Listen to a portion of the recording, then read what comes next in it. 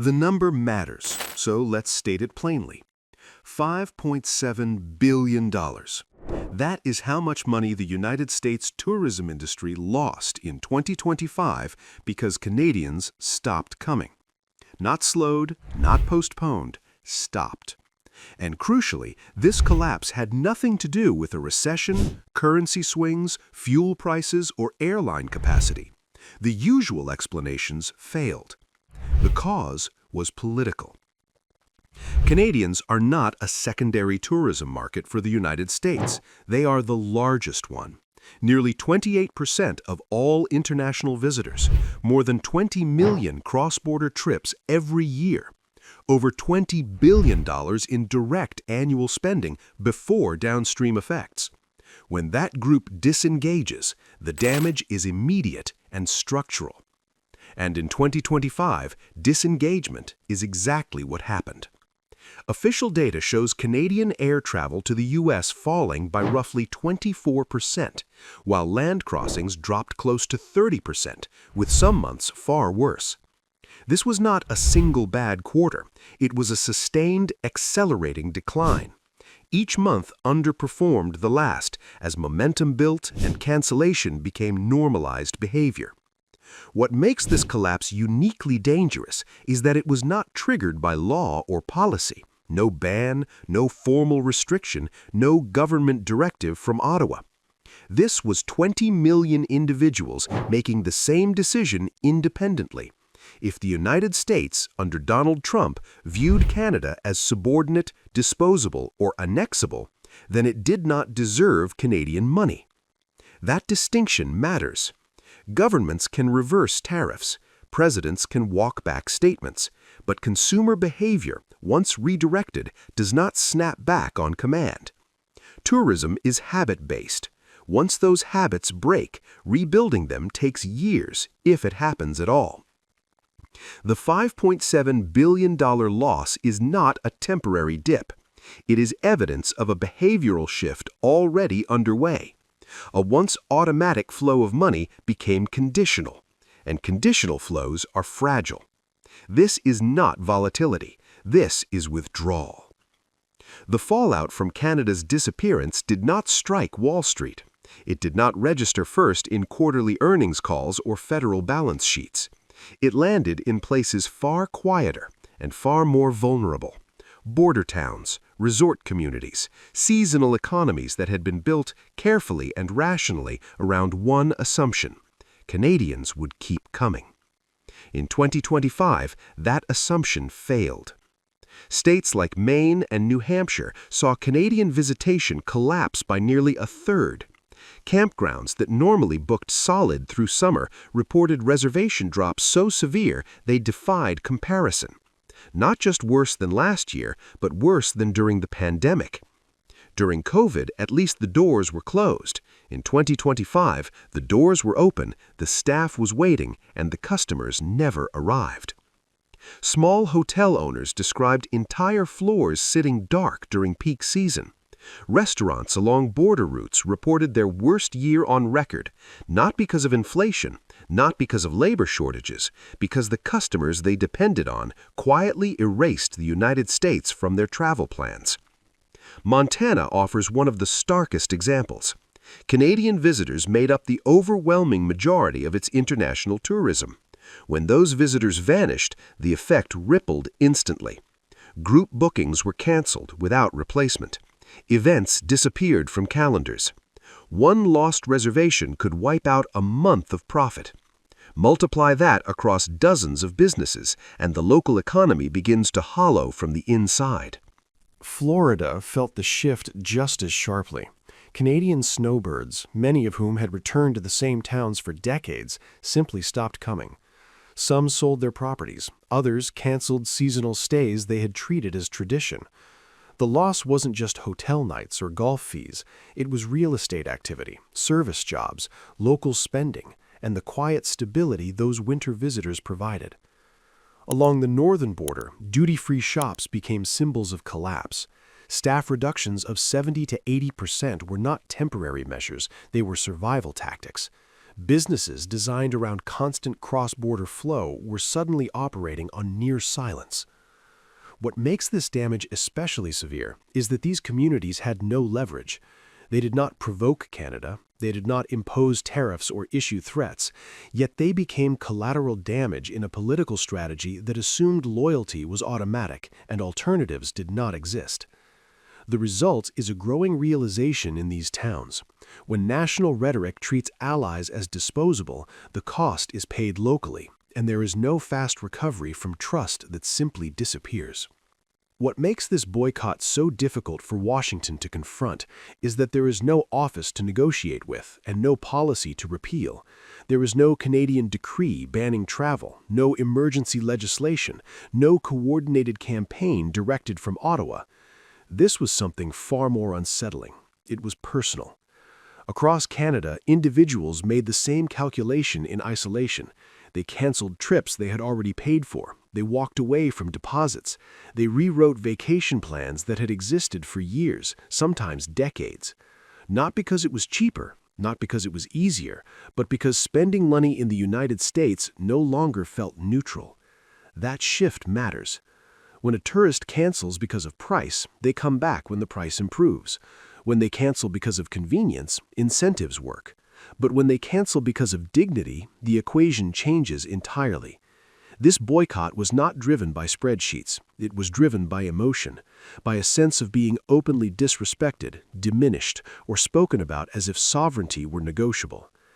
Canadians did not frame their decision as activism. They framed it as self-respect, a quiet refusal to reward behavior they found unacceptable.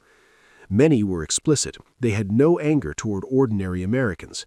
The anger was directed upward, toward a president who repeatedly suggested Canada was not a real partner, not a real equal, and not a real country at all.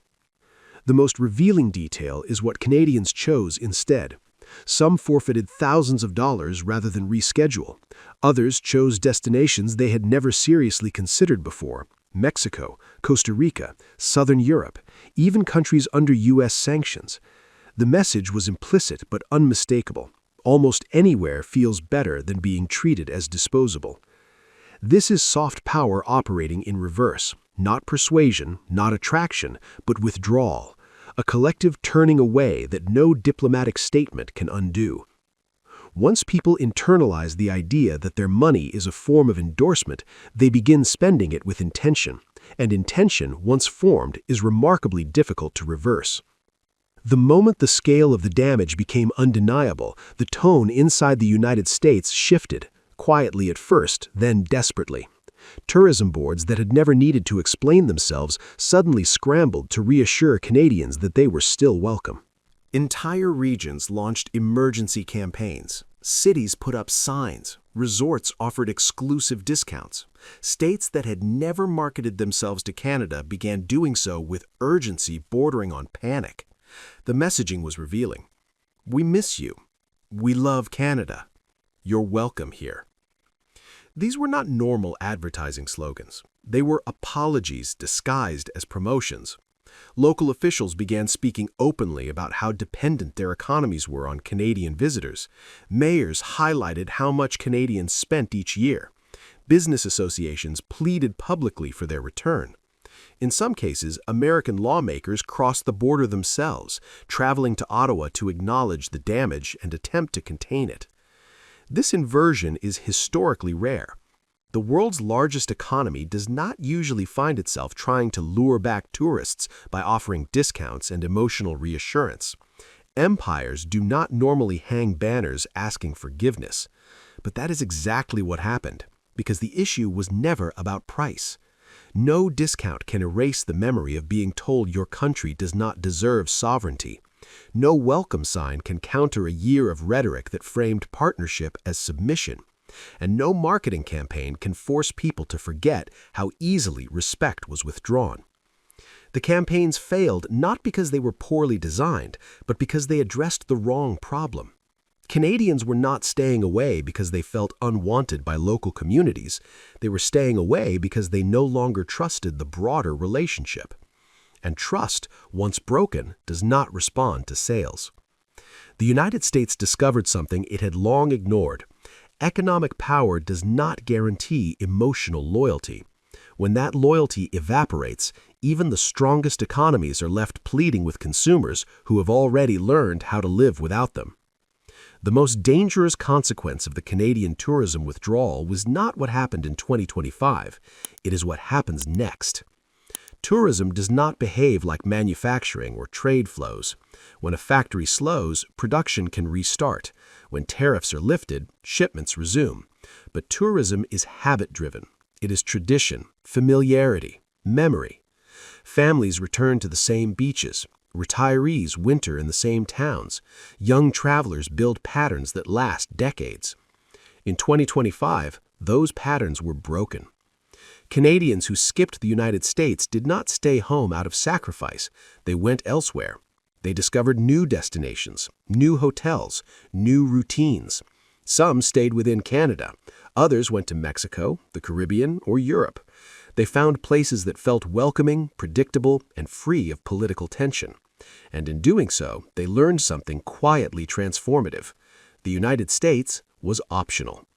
That realization does not fade quickly. Once a traveler invests time, money, and emotional attachment to a new destination, there is no automatic reason to return to the old one. Florida is no longer the default. Border shopping is no longer routine. Weekend drives south are no longer assumed. What was once instinctive has become conditional. This is where the long-term damage sets in. Young Canadians who might have developed lifelong travel habits centered on the United States are now building those habits elsewhere. Retirees who sold property are unlikely to repurchase. Families who skipped a year discovered that skipping was easier than expected. Reputational damage works slowly, but it lasts. People remember how they felt. They remember being told their country was insignificant, expendable, or negotiable. Even when the rhetoric stops, the memory remains, and memory shapes behavior far more powerfully than policy. The boycott, in this sense, is not an event. It is a recalibration, a quiet decision repeated millions of times that reliance on the United States carries emotional and political risk. And once that lesson is learned, it does not unlearn itself. Donald Trump believed power meant leverage without consequence. He believed allies would absorb insults because they had no alternative. In 2025, Canada proved that assumption wrong, not with speeches, not with sanctions, but with silence. 20 million people chose not to come. $5.7 billion vanished. Communities suffered. Jobs disappeared. Lawmakers crossed borders to apologize, and none of it worked. Because you cannot discount your way out of disrespect. You cannot market your way out of broken trust. And you cannot force consumers to forget when they have already learned how to live without you. The Canadian tourism boycott is not just about lost revenue, it is a signal that something deeper has shifted. A relationship once built on familiarity and goodwill has been replaced by caution. The United States is no longer assumed to be stable, predictable, or respectful. It is evaluated, transaction by transaction, trip by trip. That shift should alarm Washington far more than any quarterly loss, because if a country as culturally close, economically intertwined, and historically loyal as Canada can disengage this quickly, then others are watching and learning. So the real question is not whether Canadians will return next season. The real question is whether American leadership understands what it just lost and whether it knows how to earn it back. If trust takes years to build and seconds to destroy, then 2025 may be remembered as the moment the cost of contempt finally became undeniable.